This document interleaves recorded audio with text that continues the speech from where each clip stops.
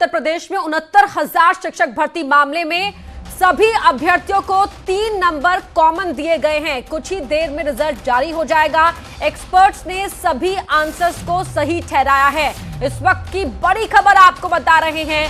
UP में 69,000 सहायक शिक्षक भर्ती मामले में 3 नंबर कॉमन जो सभी अभ्यर्थियों को दिए गए हैं। कुछ ही देर में रिजल्ट जारी हो जाएगा। एक्सपर्ट्स ने जो आंसर्स दिए गए उन सभी उत्तरों को सही ठहराया है। लखनऊ से हमारे साथ प्रशांत पांडे हमारे सहयोगी लाइव जुड़ रहे हैं। प्रशांत, कितनी और देर रिजल्ट आने में? जी, अभी थोड़ी देर है रिजल्ट आने में, लेकिन उससे पहले सूत्रों के हवाले से एक बड़ी खबर है कि 1,46,060 अभ्यर्थी इसमें सफल हो गए हैं। 4,09,530 छात्रों ने जिसमें परीक्षा दी थी। तो ये बड़ी खबर एक राजधानी लखनऊ से निकल करके आ रही है। पीएनपी प्रयागराज अभी थोड़ी देर में इसको रिजल्ट को घोषित करेगा। 3 नंबर इसमें कॉमन दिए गए हैं। 7 नंबरों का ये जो टोटल विवाद था, 4 नंबरों को विशेषज्ञों ने सही माना है। साथ ही साथ ये भी बताया कि अंतिम जो उत्तरमाला जारी की गई है उसमें किसी भी प्रकार के संशोधन की आवश्यकता नहीं है। लेकिन सबसे बड़ी अगर बात करें तो आज 69,000 शिक्षक भर्ती का जो इतने दिन से रिजल्ट रुका हुआ था वो घोषित होने जा रहा है। छात्रों में अगर बात करें, कैवेट भी दाखिल हो गया है, तो कहीं ना कहीं बड़े हद तक आज छात्रों को राहत की बात है। जो 1,46,060 अभ्यर्थी सफल हुए हैं उनकी अगर बात करें तो जरूर उनके अंदर भी काफी ज्यादा इस समय खुशी का माहौल होगा कि 1 साल की लंबी लड़ाई के बाद आज रिजल्ट जारी हुआ है। तो 1,46,060 अभ्यर्थियों को सफलता मिली है। इसमें ये बड़ी इस समय की सबसे बड़ी खबर है।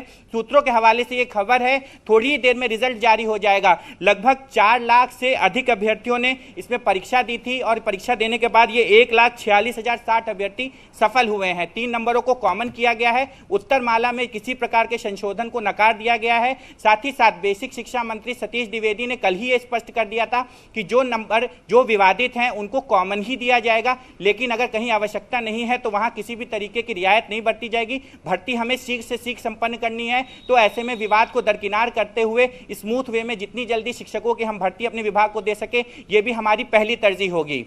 जी बिल्कुल, कहीं ना कहीं तो विवाद को शांत करने की कोशिश करने की बात भी यहां पर की गई है। और ये बड़ी खबर इस वक्त की सूत्रों के हवाले से हमारे सहयोगी प्रशांत बता रहे हैं कि किस तरह से पूरा मामला लगातार विवादों में रहा, लेकिन अब रिजल्ट के जरिए चीजें शांत हो जाए, स्मूथ हो जाए और आगे जो पूरी कार्रवाई है वो निरंतर चलती रहे, उसमें कोई बाधा ना आए। प्रशांत जी बिल्कुल, जिस तरीके से ये विवाद था स्वयं देखने वाली बात है। कल शिक्षा मित्रों की तरफ से 2 केस दायर हो गए हैं। सरकार ने भी कैविएट दाखिल कर दिया है। साथ ही साथ जो पक्ष जीत के आया है वो भी सुप्रीम कोर्ट में अपने कैविएट को लगा चुका है। उसकी भी याचिका उसके एवज में जारी होने जा रही है। डायरी नंबर आ गया। तो कहीं ना कहीं विवाद इसमें थमने का नाम नहीं ले रहा है। लेकिन जो ये 1,46,060 अभ्यर्थी सफल हुए हैं वो जरूर आज राहत की सांस ले रहे होंगे। सरकार उनके लिए किस तरीके की रणनीति बनाती है, जल्दी से जल्दी उनको नियुक्ति पत्र देने के बाद में जो सूबे के नौनिहाल थे उनको एक गुणवत्तापूर्ण जो शिक्षा की बात की जाती थी वो उनको गुणवत्तापूर्ण योग्यता के आधार पर शिक्षक मिल सके, ये उन नौनिहालों के लिए भी एक बड़ी खबर है। जो प्रशांत, जरा जो आपने बताया कि 1,46,060 अभ्यर्थी पास हुए हैं और जो नंबर कॉमन 3 नंबर कॉमन दिए गए, इसके अलावा विवाद की शुरुआत किस तरह से हुई थी, जरा बैकग्राउंड बताएं। जी बिल्कुल, ये विवाद कट ऑफ को लेकर के शुरू हुआ था, जहां परीक्षा के बाद में जो है शासनादेश को आने के लिए कट ऑफ को शुरू हुआ था। जहां 40-45 कट ऑफ जो पिछली भर्ती में था उसको इस बार 60-65% या 90-97 कहें उसको लेकर के किया गया था। सरकार ने इसके लिए सिंगल बेंच में हार के बाद डबल बेंच में उसमें चुनौती दी थी, जहां पूरी तरीके से सरकार को जीत मिली और सरकार की जो दलीलें थी उसे कोर्ट ने सही पाया। कट ऑफ का जो ये नंबर का था उसको प्रशांत, आपको रोकना चाहेंगे। सतीश द्विवेदी जी, बेसिक शिक्षा मंत्री, हमारे साथ फोन लाइन पर जुड़ गए हैं। सर, बहुत स्वागत है आपका न्यूज़ 18 पर। बहुत धन्यवाद सर। जो रिजल्ट की बात कही जा रही, रिजल्ट कितनी देर में जारी हो जाएगा, क्या जानकारी इस बाबत आपके पास? जैसी मुझे सूचना है थोड़ी देर में रिजल्ट जारी हो जाएगा जी। और मैं जो भी अभ्यर्थी कट ऑफ अंक तय हुआ है 97-90 नंबर, उस आधार पर जो भी अभ्यर्थी सफल होने वाले हैं मैं उन सबको अपनी ओर से शुभकामनाएं देता हूं। और जो लोग अभी नहीं सफल हो पा रहे हैं उनको भी मैं यही कहूंगा कि उत्तर प्रदेश सरकार गुणवत्तापूर्ण शिक्षा देने के लिए कृत संकल्प है। आने वाले दिनों में भी रिक्त पदों की जो संख्या है उनको भरे जाएंगे, वो प्रयास करें। भविष्य में फिर उनको अवसर मिलेगा, किसी को निराश होने की आवश्यकता नहीं है। जी सर, क्या लगता है कि अब रिजल्ट जारी होने के बाद जो चीजें विवादित रही हैं और विवाद जिस तरह सुप्रीम कोर्ट भी जा पहुंचा है, अब चीजें शांत हो पाएंगी? नहीं, कोई विवाद नहीं है। ये तो सामान्य प्रक्रिया इस देश में है। कोई भी हाई कोर्ट के निर्णय से अगर असंतुष्ट होता है तो सुप्रीम कोर्ट जाता है। लेकिन सुप्रीम कोर्ट में सरकार की ओर से भी कैविएट है, बिना सरकार का पक्ष सुने हुए कोई निर्णय ना किया जाए, ऐसा हमने माननीय सर्वोच्च न्यायालय से अनुरोध किया है। मुझे लगता है कि इस भर्ती प्रक्रिया में कोई बाधा नहीं है, चीजें आगे बढ़ेंगी। जी सर, जो लोग आज पास होंगे, जिनका रिजल्ट सामने आएगा, 1,46,060 की संख्या जो हमें सूत्रों के हवाले से जानकारी मिल रही है, किस तरह से आगे जो भर्ती की प्रक्रिया है जल्द से जल्द हो पाएगी? उन्हें इंतजार इस बात का भी रहेगा?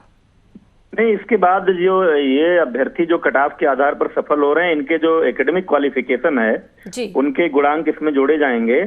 उसको जोड़ने के बाद फाइनल मेरिट बनेगी, जिसमें 69,000 जितनी पोस्ट है उतने नाम तय किए जाएंगे, क्योंकि दोनों अंक जोड़े जाते हैं, ये एलिजिबिलिटी टेस्ट के और एकेडमिक क्वालिफिकेशन के, दोनों के आधार पर एक फाइनल मेरिट बनेगी और फिर जिलेवार जैसी लोगों की वरीयता लोग देते हैं, उस आधार पर काउंसलिंग करके प्लेसमेंट किया जाएगा।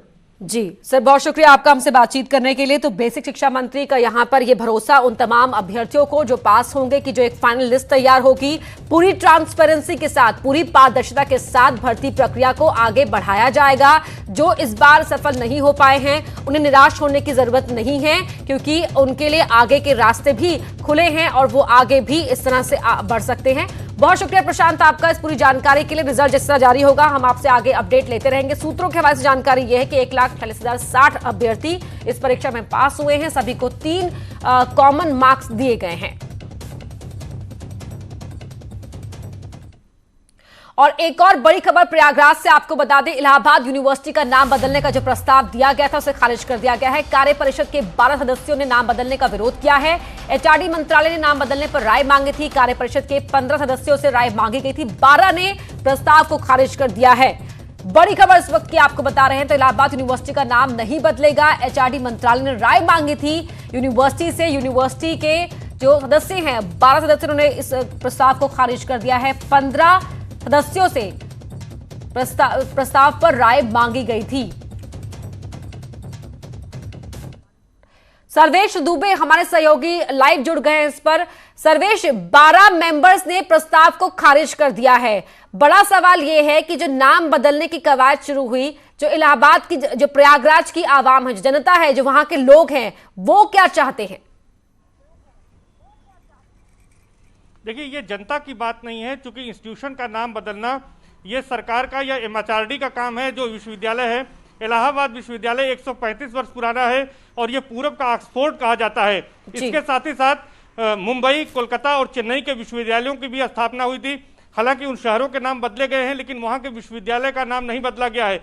लेकिन तीसरी बार एमएचआरडी ने एक प्रस्ताव भेजा था। इसके पहले जब 2 बार प्रस्ताव भेजे गए थे, चूंकि पूर्व के वीसी का कार्यकाल खत्म हो गया था या उन्होंने इस्तीफा दे दिया था, उनके हटने के बाद जब इस बार एमएचआरडी से एक प्रस्ताव आया तो उस पर यहाँ के रजिस्ट्रार प्रोफेसर एनके शुक्ल ने, चूंकि लॉकडाउन चल रहा है, तो कार्य परिषद के सदस्यों को ईमेल के जरिए एक पत्र भेजा और उनसे एमएचआरडी ने जिस तरह से प्रस्ताव मांगा था उस पर उनकी राय जाननी चाहिए। 2 दिन में राय मांगी गई थी और वो आज जो सूचना मिल रही है कि 12 सदस्यों ने 15 में से इस प्रस्ताव को खारिज कर दिया है। उन्होंने इसको गैर जरूरी बताया है। उनके मुताबिक इलाहाबाद विश्वविद्यालय का नाम इलाहाबाद विश्वविद्यालय ही रहने दिया जाए।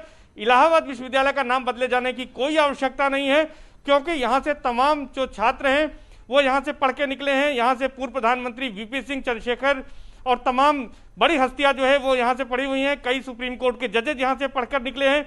तो कुल मिलाकर सभी ने इसका विरोध किया है और खासतौर पर इस प्रस्ताव का यहाँ के जो छात्र संगठन है, छात्र नेता हैं, वो भी विरोध कर रहे थे और इस पर राजनीति भी गहरा गई थी। कांग्रेस और समाजवादी पार्टी भी इस प्रस्ताव का विरोध कर रही थी। यहाँ से समाजवादी पार्टी के एमएलसी वासुदेव यादव ने राष्ट्रपति को एक पत्र भी लिखा था कि इलाहाबाद विश्वविद्यालय का नाम न बदला जाए।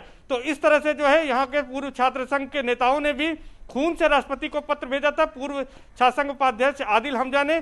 तो इस तरह का विरोध यहाँ पर हो रहा था और इस बीच जब ये बात सामने आ रही कि कार्य परिषद के 12 सदस्यों ने इस प्रस्ताव को खारिज कर दिया है कि इलाहाबाद बिल्कुल गैर जरूरी बताते हुए इस प्रस्ताव को खारिज कर दिया है। प्रोमिनेंट यूनिवर्सिटीज में से एक है इलाहाबाद यूनिवर्सिटी, इसलिए इसके नाम को बदलने की आवश्यकता नहीं है, ये कहा गया है। बहुत शुक्रिया आपका सर्वेश दुबे इस पूरी जानकारी के लिए।